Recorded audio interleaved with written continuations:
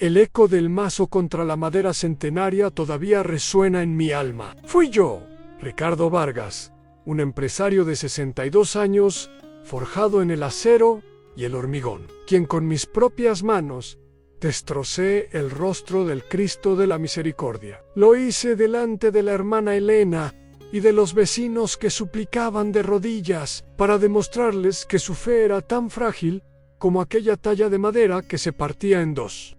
Quería que el sonido de su ídolo roto silenciara para siempre las oraciones que, años atrás, no salvaron a mi esposa. Quería acabar con esa superstición, con esa mentira piadosa que solo sirve para consolar a los débiles. Y en aquel momento yo me sentía el hombre más fuerte del mundo. Me llamo Ricardo Vargas y durante la Mayo era parte de mi vida. El mundo ha sido para mí una hoja de cálculo, un balance de pérdidas y ganancias. Nací en una familia humilde, en un barrio donde la fe era el pan de cada día, pero yo siempre tuve hambre de algo más tangible. Mientras mis amigos iban a catequesis, yo leía libros de economía. Mientras ellos rezaban por un futuro mejor, yo lo construía con mis propias manos, ladrillo a ladrillo. El hormigón, el acero, los planos de arquitectura, esa era mi religión. Y me fue bien, muy bien. Fundé una de las constructoras más importantes del país. Levanté torres que arañaban el cielo y mi nombre se convirtió en sinónimo de éxito, de poder, de una voluntad inquebrantable. Mi orgullo era mi armadura y mi lógica, mi espada. No había espacio en mi vida para lo que no pudiera medirse, pesarse o venderse. Y entonces, en el mapa de mis proyectos, apareció una pequeña mancha de antigüedad, un anacronismo en mi lienzo de progreso en la Capilla de la Misericordia. Un pequeño edificio de piedra, olvidado por el tiempo, en el corazón de un barrio que yo planeaba transformar en un distrito de lujo. Compré el terreno, capilla incluida. Para mí no era más que una partida en el libro de contabilidad, una vieja estructura que debía ser demolida para dar paso a una moderna torre de apartamentos. Pero para la gente del barrio era su alma, y para mí, sin que yo quisiera admitirlo entonces, era un monumento a mi propio fracaso. Ese lugar, con sus velas parpadeantes y su olor a incienso rancio, representaba todo lo que había llegado a odiar a la falsa esperanza, las promesas vacías, las súplicas a un cielo sordo, que años atrás se había llevado a mi mujer Elena, a pesar de todas las oraciones. Mi cruzada contra esa capilla se volvió personal. No se trataba solo de negocios. Cada vela que encendían, cada rosario que rezaban en la puerta de la obra, era una afrenta personal. Era un recordatorio de mi impotencia, de cómo la fe de mi esposa no la había salvado. Las discusiones con mi propia hija, Sofía, se volvieron constantes. Papá, por favor, respeta la memoria de mamá. Ella amaba este lugar. Me suplicaba con lágrimas en los ojos, pero yo no veía amor, veía debilidad, veía la misma esperanza inútil que la consumió. La resistencia pacífica de la comunidad, liderada por esa monja de mirada serena, la hermana Elena, solo alimentaba a mi furia. Sus vigilias, sus cantos, sus miradas de reproche, todo ello avivaba un fuego oscuro dentro de mí. El día de la demolición llegó. La tensión era palpable. Los vecinos formaban una cadena humana, rezando en voz baja. Mis obreros dudaban, incómodos, y entonces la rabia me cegó. Ya no era una decisión empresarial, era un acto de guerra contra un fantasma. Aparté a mis hombres, cogí un mazo del camión y sentí su peso en mis manos. Era un peso familiar, el peso de la construcción de la creation. Pero ese día iba a usarlo para destruir. Caminé hacia la entrada de la capilla, entre los susurros y los jadeos de la gente. La hermana Elena se interpuso en mi camino. Señor Vargas, por favor, no cometa este sacrilegio, dijo con una calma que me exasperó. La aparté con un empujón, no con violencia, pero sí con una frialdad calculada, y entré. El silencio polvoriento del interior me recibió. Y allí, en el centro del altar, estaba Elan, el Cristo de la Misericordia, una antigua talla de madera, con los brazos abiertos y una expresión que, en mi locura, interpreté como una burla. Sofía gritó mi nombre desde la puerta, pero su voz sonaba lejana. Levanté el mazoán. El primer golpe fue en el torso. El crujido de la madera vieja resonó en la nave como un hueso rompiéndose. La gente de fuera ahogó un grito colectivo. Sentí una oleada de poder, una catarsis amarga. Levanté el mazo de nuevo, apuntando más alto. Quería borrar esa expresión de serena compasión. El segundo golpe impactó directamente en el rostro. La madera se partió, las astillas saltaron por los aires y la cabeza tallada se desprendió, rodando por el suelo del altar hasta detenerse a mis pies. En ese momento, al ver los ojos pintados de aquel trozo de madera mirándome desde el suelo, no sentí triunfo. Sentí un vacío helado, profundo y aterrador. No entendía que lo que acababa de romper no era un simple ídolo de supersticiosos. Estaba rompiendo el último y frágil hilo que me conectaba con el corazón de la mujer que amé. Esta es solo la primera parte de mi historia, el principio de mi caída al abismo. Si esta confesión ha despertado algo en ti, si sientes la curiosidad o la necesidad de saber cómo un hombre puede llegar a este punto y cómo, quizás, puede encontrar el camino de vuelta, te pido que me acompañes en este viaje. Suscríbete al canal para no perderte cómo sigue este relato. Dale a me gusta si crees que incluso las historias más oscuras merecen ser contadas. Y activa la campanita para que te avisemos cuando la continuación esté disponible. Y por favor, me ayudaría mucho saber desde dónde me estás escuchando. Deja un comentario diciendo de qué ciudad o país eres. Quiero sentir que no estoy solo contando esto a la oscuridad. El silencio que siguió al crujido de la madera fue más atronador que cualquier explosión. El polvo de yeso y las astillas centenarias flotaban en el haz de luz que entraba por la puerta, como pequeños fantasmas danzando sobre mi acto de profanación.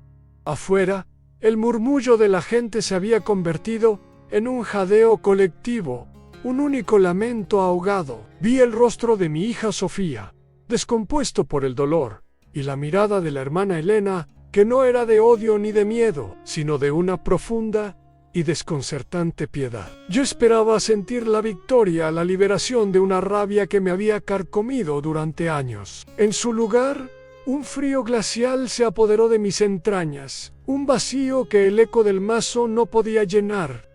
Miré el rostro partido del Cristo en el suelo, sus ojos pintados mirándome desde la madera rota, y por primera vez en mi vida de certezas, me sentí completamente perdido. Y entonces, en medio de esa desolación, vi algo que no era madera. Entre los restos del torso destrozado, en una cavidad que el golpe había revelado, asomaba el borde de un pequeño objeto oscuro. Al principio pensé que era parte de la estructura, algún refuerzo interno, pero había algo más.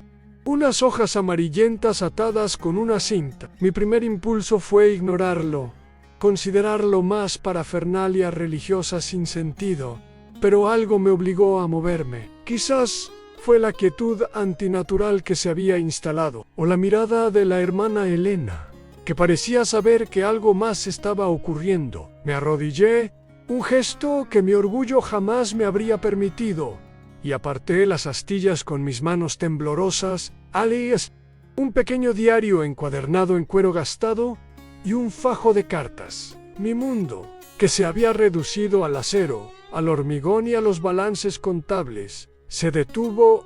Cogí el diario. El cuero era suave, familiar, y entonces lo vi. En la esquina inferior, grabadas casi hasta desaparecer, dos iniciales, IV, Elena Vargaus. Mi Elena era el diario que le había regalado en nuestro 10º aniversario, aquel que ella siempre decía que era demasiado bonito para usarlo.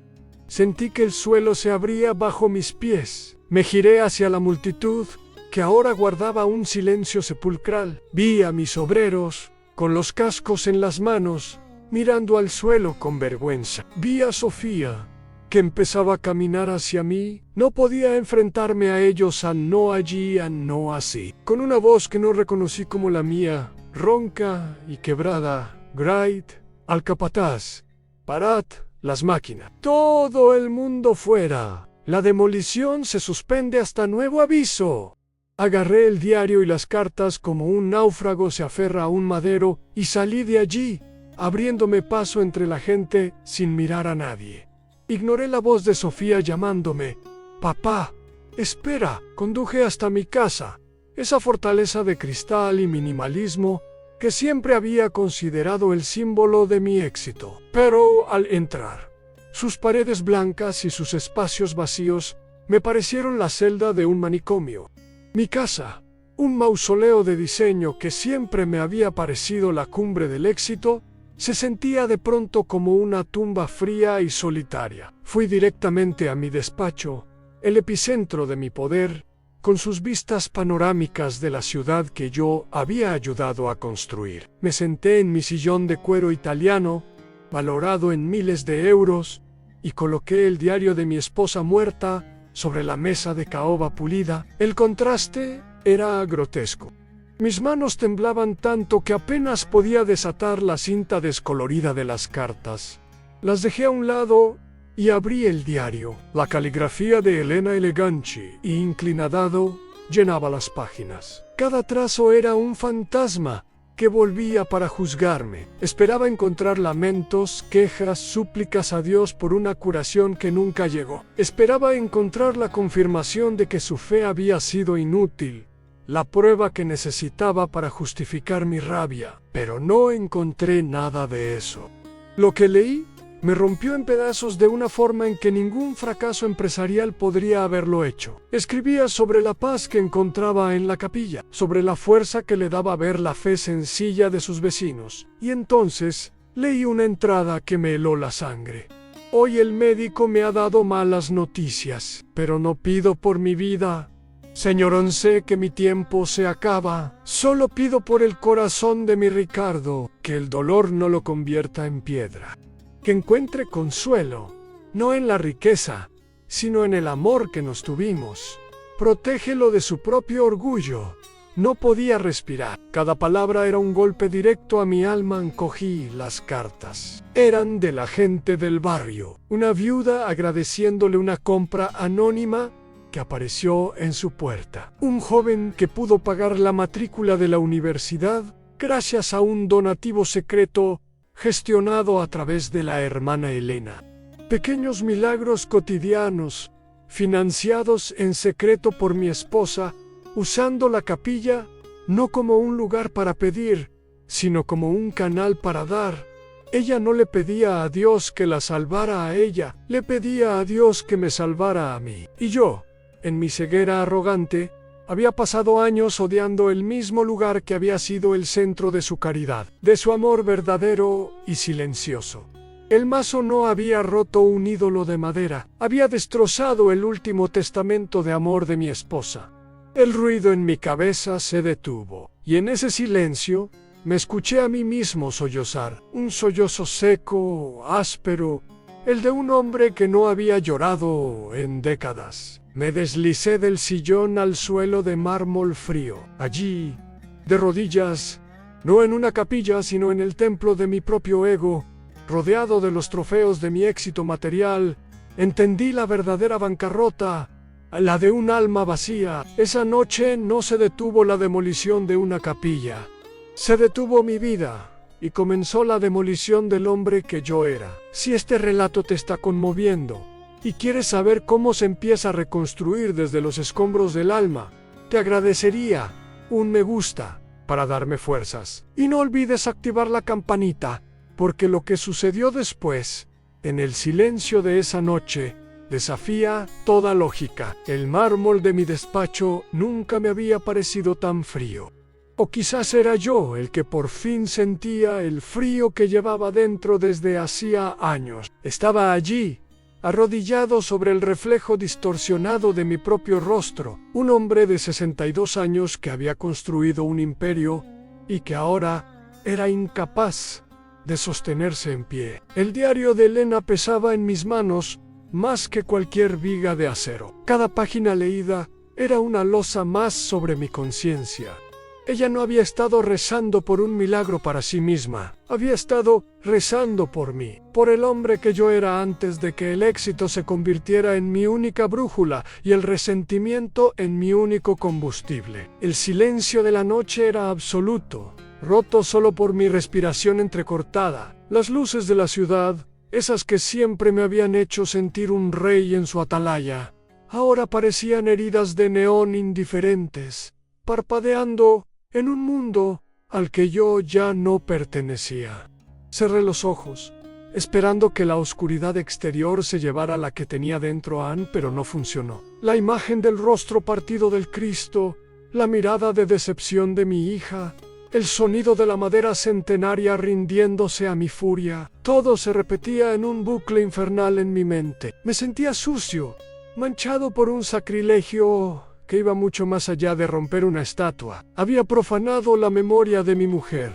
Había escupido sobre el amor que me había profesado. Y en esa soledad abismal, en el punto más bajo de mi existencia, lo único que deseaba era desaparecer. Que el suelo de mármol se abriera y me tragara para siempre. No había perdón posible para alguien como yo. No lo merecía, no lo quería. El juicio y la condena eran lo único que mi alma rota podía esperar. Y entonces ocurrió.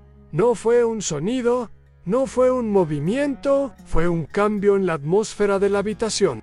El aire, antes gélido y estancado, pareció vibrar con una calidez sutil, como el primer aliento de la primavera tras un largo invierno. Avery los oyos, esperando encontrar una explicación lógica.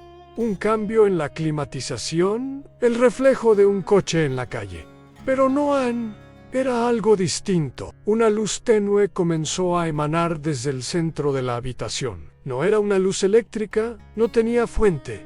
Era dorada, suave y no proyectaba sombras. Al contrario, parecía absorberla.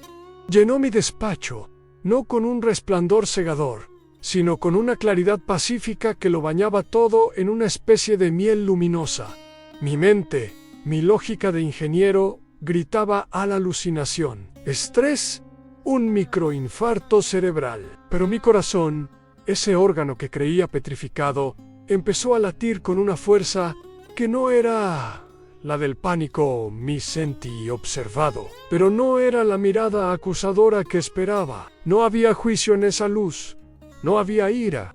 Sentí que una presencia llenaba la habitación, una inteligencia inmensa y compasiva, y ante ella mi alma quedó desnuda. Toda mi arrogancia, mi soberbia, mi crueldad, cada palabra hiriente, cada acto de desprecio, todo quedó expuesto, y sentí una vergüenza tan profunda que me quemaba por dentro. Una vergüenza que me hizo doblarme sobre mí mismo, escondiendo el rostro entre las manos. Esperaba el golpe, el castigo divino, que tanto me había jactado de no temer.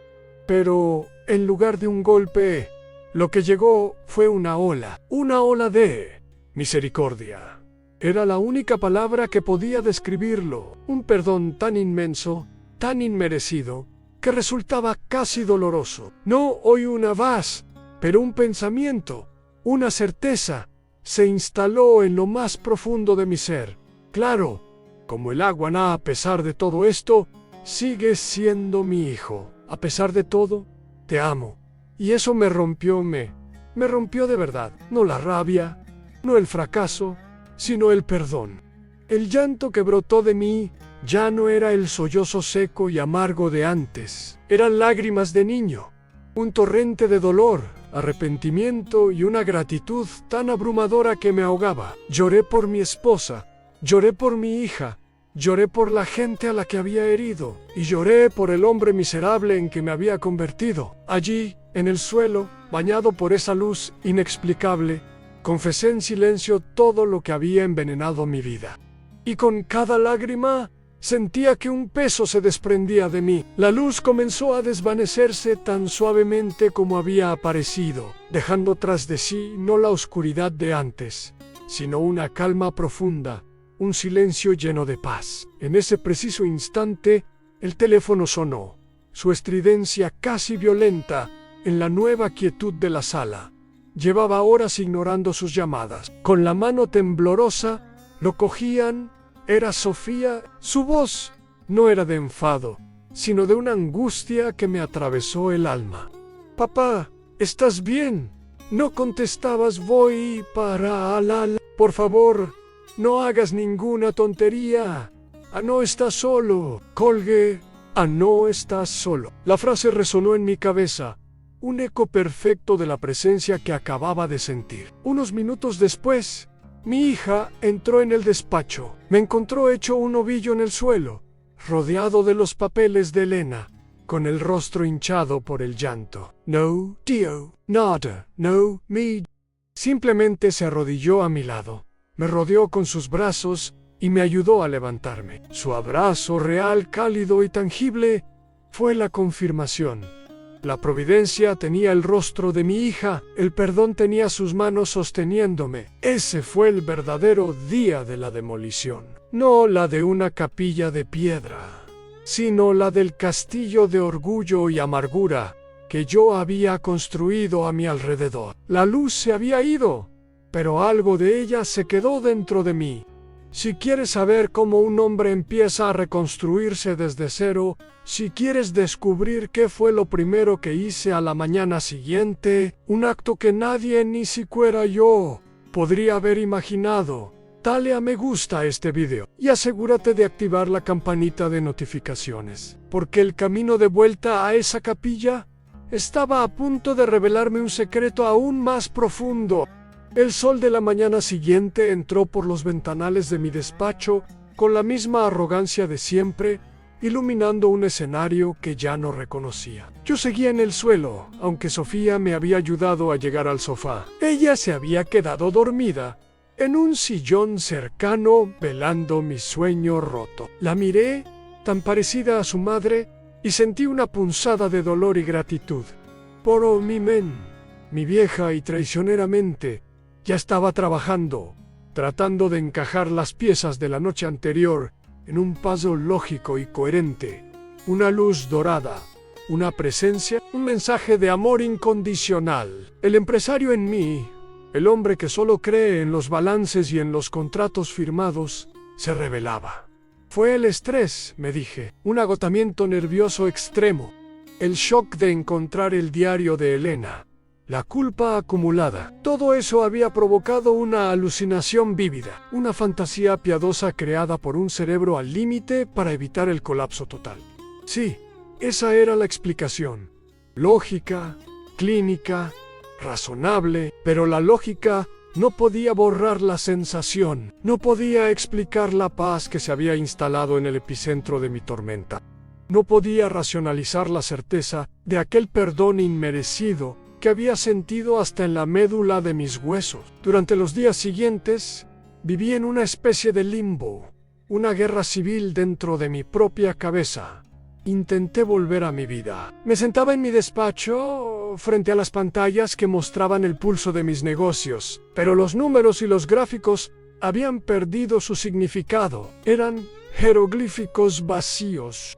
Miraba los planos de la torre de apartamentos que iba a construir sobre las ruinas de la capilla y sentía náuseas. Cada línea recta, cada cálculo de estructuras, me parecía un insulto a la memoria de mi mujer. El mundo seguía girando, pero yo me había quedado varado en la orilla de una realidad que ya no comprendía. Y entonces empezaron los susurros. No eran voces, eran recuerdos, imágenes que asaltaban mi mente en los momentos más inesperados.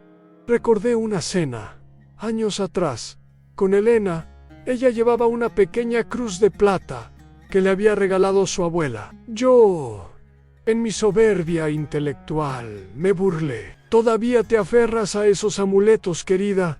Ese trozo de metal no va a salvar a nadie. Recuerdo la tristeza en su mirada. Una tristeza que no entendí entonces, pero que ahora me quemaba como ácido.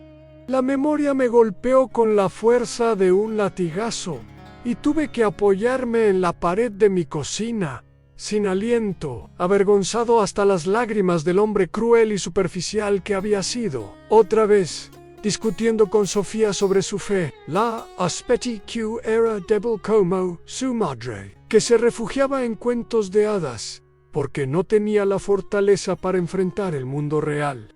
Cada una de estas memorias era un clavo más en mi propia cruz. Una cruz que yo mismo había construido con mi orgullo y mi desprecio. La vergüenza era una marea negra que amenazaba con ahogarme. Si esta lucha interna, esta batalla entre la razón y el alma, te resulta familiar o te está tocando de alguna manera, te pido un me gusta para que esta historia llegue a más gente que quizás la necesite. Y no olvides activar la campanita, porque el paso que di a continuación fue el más difícil y aterrador de toda mi vida. Una mañana, después de otra noche de insomnio, supe que no podía seguir así. No podía quedarme encerrado en mi fortaleza de cristal, debatiendo con mis propios fantasmas. Tenía que hacer algo, tenía que volver. La idea me aterrorizaba. Volver a la capilla, enfrentarme a las miradas de esa gente, enfrentarme a la hermana Elena. ¿Qué iba a decir? Que un hombre como yo había tenido una visión. Se reirían de mí. O peor, me mirarían con esa lástima que siempre había detestado. Pero la necesidad de volver era más fuerte que el miedo, más fuerte que mi orgullo. No era una decisión, era una rendición. Conduje hasta el barrio, con las manos aferradas al volante, como si fuera el borde de un precipicio.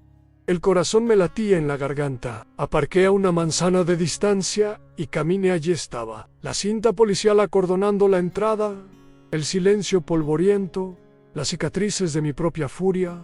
Parecía la escena de un crimen, y lo era, ni la vi. La hermana Elena estaba allí, barriendo con una escoba de paja los últimos restos de escombros de la entrada. Levantó la vista al oírme llegar. Su rostro no mostró sorpresa, ni ira, ni rencor, solo una calma infinita, como si me hubiera estado esperando. Me preparé para el sermón, para la condena, para el justo reproche, pero no dijo nada de eso. Me miró a los ojos y con una voz suave dijo: sabía que volvería, señor Vargas. El Señor siempre nos espera.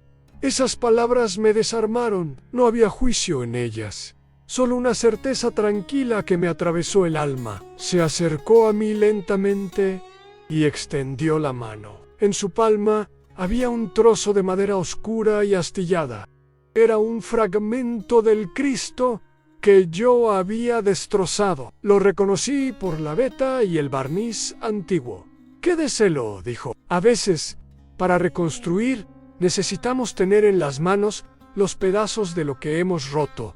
Andudé un instante. Mi vieja naturaleza me gritaba que rechazara aquel símbolo de superstición. Pero mis manos se movieron por sí solas. Cogí el trozo de madera. No sentí una descarga eléctrica, ni vi ninguna luz. Sentí el peso de la madera vieja, sus astillas clavándose suavemente en la palma de mi mano. Sentí la historia contenida en aquel objeto, el dolor, la fe, la esperanza de generaciones enteras, y mi propia y terrible profanación. Y en ese contacto, en el silencio de aquella mañana, frente a la mujer cuya fe yo había intentado aniquilar, la batalla dentro de mí terminó. Ya no había debate entre la razón y el espíritu. Solo había una verdad abrumadora: yo estaba roto y necesitaba ayuda para volver a unir las piezas. Levanté la vista, miré a la hermana Elena y por primera vez en mi vida no dije nada, solo y una única lágrima, la primera de verdadera humildad, rodó por mi mejilla. La noticia de mi regreso a la capilla no corrió, se desbordó como un río de aguas turbias. En el mundo de los negocios, donde la reputación es una moneda de oro, la historia se transformó en una caricatura grotesca. Ricardo Vargas, el tiburón del hormigón. el hombre que derribaba lo viejo para construir lo nuevo. Había perdido la cabeza. Las llamadas no tardaron en llegar. Javier, mi socio durante 20 años, un hombre tan pragmático y cínico como yo lo había sido, me llamó con una falsa preocupación que apenas ocultaba su desprecio. Ricardo, ¿qué es esta locura? ¿Qué oigo por ahí? ¿Que ahora frecuentas esa capillucha que querías tirar? Me dicen que has suspendido el proyecto más rentable del año. Cuidado, el mercado no perdona estas debilidades. La gente empieza a decir que estás senil o que es una estrategia para evitar las demandas del barrio. Yo escuchaba en silencio, con el trozo de madera del Cristo en la mano, sintiendo sus astillas en mi palma. El antiguo yo habría rugido, habría amenazado, habría aplastado esos rumores con la fuerza de mi poder, pero ese hombre ya no existía, o al menos estaba moribundo. Con una calma que sorprendió incluso a mí mismo, le respondí: Javier, no espero que lo entiendas. Y no es ninguna estrategia. Solo sé que lo que me pasó fue la experiencia más real de toda mi vida. Más real que cualquier contrato firmado, que cualquier edificio levantado. Hubo un silencio al otro lado de la línea. Y luego, una risa corta y seca. «Estás acabado, Ricardo», dijo antes de colgar, y en lugar de sentir pánico, sentí una extraña liberación. Quizás sí, el empresario Ricardo Vargas estaba acabado, y eso, por primera vez, no me importaba. La reacción de mi círculo más cercano no fue mejor. Viejos amigos me evitaban en el club. Algunos primos lejanos me acusaron de avergonzar el apellido. Decían que era una ilusión, un truco de esa monja para sacarme dinero, que la culpa me había jugado una mala pasada. Me enfrenté a un muro de escepticismo y burla, pero sus palabras ya no me herían. Eran como piedras arrojadas contra un cristal blindado. Mi certeza no se basaba en argumentos, sino en una experiencia que había reescrito las leyes de mi universo. Encontré refugio donde menos lo esperaba a Anne, en el mismo lugar que había intentado destruir. Empecé a ir a la capilla. Al principio solo me quedaba en la última fila, observando. La gente me miraba con una mezcla de recelo y curiosidad. Yo era el monstruo, el Destructor. Pero Sofía estaba a mi lado, y la hermana Elena, con su sola presencia, parecía decirles a todos: «Denle una oportunidad». Poco a poco, lo que antes era ruido sin sentido, empezó a cobrar significado. El olor a incienso y a cera, que antes me parecía el perfume rancio de la superstición, ahora me olía a hogar, a sagrado. Los cantos desafinados de la gente del barrio, que antes me irritaban, ahora me sonaban como la oración más sincera del mundo. Un día, una anciana se me acercó y me ofreció un rosario. Mis manos, las mismas que habían empuñado el mazo, lo cogieron con una torpeza casi infantil. Miré las cuentas, ese objeto que tantas veces había despreciado, y por primera vez vi en él no un amuleto sino un ancla, un camino de cuentas que conectaba el cielo y la tierra. Al principio, en silencio, con vergüenza, sintiéndome un impostor. Pero la oración se convirtió en un diálogo, en una conversación con esa presencia que me había encontrado en la oscuridad de mi despacho. El punto de inflexión llegó unos meses después. Con mi financiación, la capilla no solo se había salvado, sino que había sido restaurada. No con lujos, sino con dignidad. Se organizó una pequeña ceremonia de rededicación, una fiesta para celebrar la victoria de la fe de la comunidad. Todo el barrio estaba allí. Yo no quería ningún protagonismo, solo quería ser uno más. Pero al final de la misa, la hermana Elena se acercó al micrófono. «Hoy celebramos un milagro», dijo. «Y los milagros a veces tienen rostros inesperados. Hay alguien aquí que quiere decir unas palabras». Y me miró. Todas las cabezas se giraron hacia mí. El pánico me atenazó, pero vi a Sofía sonreírme, animándome. Me levanté y caminé hacia el altar, el mismo altar que había profanado. Me paré frente a ellos, la gente a la que había despreciado, herido y humillado. Mi voz temblaba al principio. Ustedes me conocen, o creen que me conocen. Soy el hombre que vino a destruir este lugar. El hombre Q, cegado por el orgullo y el dolor, levantó un mazo contra lo que ustedes más amaban. Hais una pausa, tragando saliva. No vengo a pedirles que me entiendan. Vengo a pedirles, con toda la humildad de la que soy capaz, que me perdonen. El silencio en la capilla era absoluto. Durante años odié este lugar. Odié su fe porque creía que era una señal de debilidad. Creía que la fuerza estaba en el acero, en el dinero, en el poder. Y mientras construía mi imperio de hormigón, mi alma se convertía en un desierto. Aquí, en este mismo lugar, rompí una imagen sagrada. Pero lo que no sabía es que, al hacerlo, me estaba rompiendo a mí mismo en 1000 pedazos. Las lágrimas empezaron a correr por mis mejillas sin control. Y fue allí, en el fondo del abismo, en la ruina de mi propia soberbia, donde encontré la misericordia. No sé explicarlo con palabras de empresario. No cabe en una hoja de cálculo. Solo sé que lo que yo intenté destruir con todas mis fuerzas fue lo único que pudo salvarme.